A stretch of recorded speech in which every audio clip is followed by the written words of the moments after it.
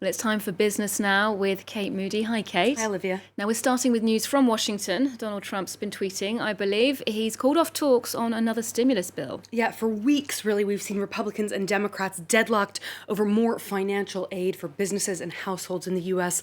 Most analysts had said they'd be unlikely to reach a deal before the election in about a month's time.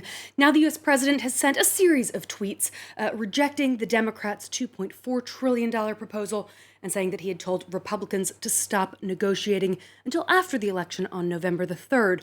When he wins, he says with great confidence there, he will push through a bill closer to the Republicans' $1.6 trillion plan. In a later message, he says the U.S. economy is performing better than expected, and he suggests that the best is yet to come. He wants his party to focus on pushing through his Supreme Court justice nominee before the end of the month. Well, his announcement comes just a few hours after the head of the Federal Reserve, Jerome Powell, urged lawmakers to take swift action, saying that the signs of an economic recovery could be derailed altogether without further support. I would argue that the risks of policy intervention are still asymmetric. Too little support would lead to a weak recovery, creating unnecessary hardship for households and businesses. Over time, household insolvencies and business bankruptcies would rise, harming the productive capacity of the economy and holding back wage growth. Well, investors have been watching all that action on Capitol Hill very closely. Wall Street had been trading higher earlier in the session, but we've seen stocks really plummeting since that tweet in the last half hour or so. Investors clearly had been hoping for a breakthrough on that stimulus bill. The Dow Jones has dropped some 400 points. Big tech is weighing down on trade as well. The Nasdaq down about 1.25% with less than an hour of trade to go before the closing bell. Earlier, the major European indices closed slightly higher. We saw shares of Suez up about 5% here in Paris after a deal to sell some of its shares to Engie was closed on Monday evening. Otherwise, we saw the CAC 40 up about half a percentage point, the DAX about 0.6 in Frankfurt. Global air traffic is still about two-thirds lower than it was a year ago. Airlines are burning through cash. The International Air Transport Association says that carriers lost $51 billion in the first half of this year, and they're on course to consume an additional $77 billion in the final 6 months of 2020. The industry group is urging governments around the world to renew financial support to avoid a wave of bankruptcies and layoffs.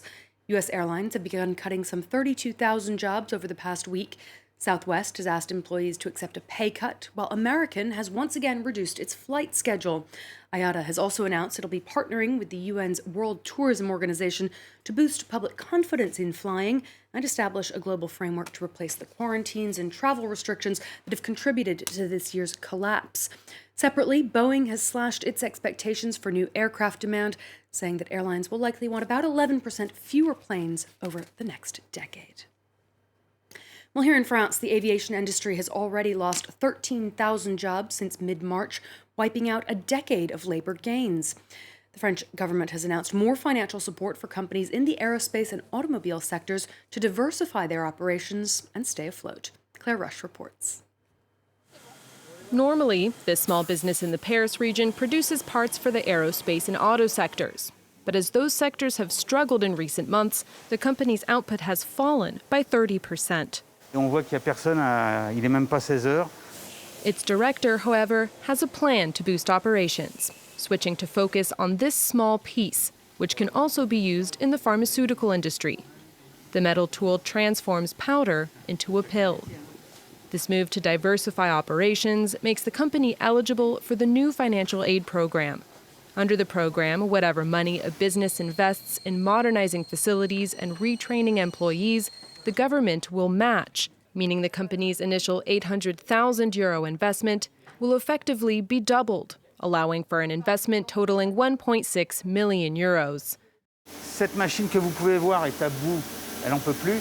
Donc la subvention qu'on a obtenue va nous permettre de prendre la dernière génération. On en profite pour prendre avec une capacité un peu plus grande. Updates welcomed by the 75 employees. Il faut aller vers les marchés plus porteurs, donc il faut s'adapter de toute façon, quoi. Ça va nous amener justement à travailler pour des choses peut-être plus spécifiques, des choses peut-être plus compliquées à faire, mais qui rapportent plus d'argent à l'entreprise.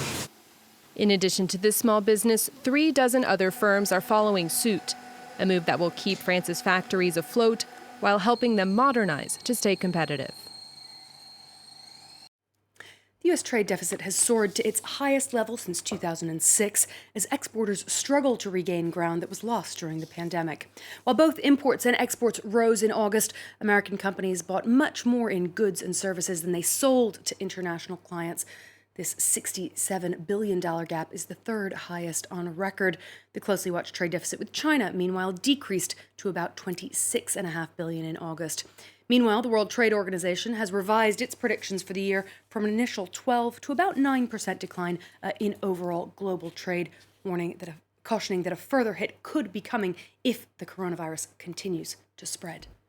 Now, Kate, one of the things we're dealing with here in Paris, both in social life and in the economy, is the fact that restaurants are now asking people to give their phone numbers, their contact details in the high-risk zones. And that system is being extended to other countries too. Yeah, absolutely. We've seen it already taking place in Germany. The goal here really is to keep a contact list in case an infection is traced back to a restaurant. It allows public health authorities to better track the spread of the virus. The system is already in place in Germany, as Georgina Robertson explains.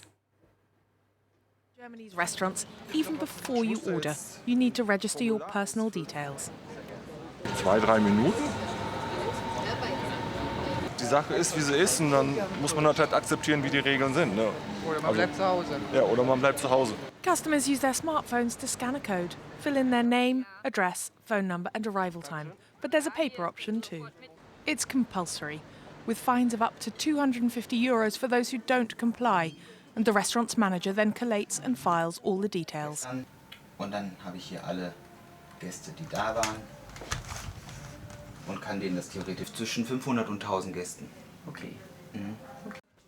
If a customer later becomes infected, the restaurant hands over these details to the government's contact tracers, so anyone who is nearby can be contacted and they can self-isolate and test.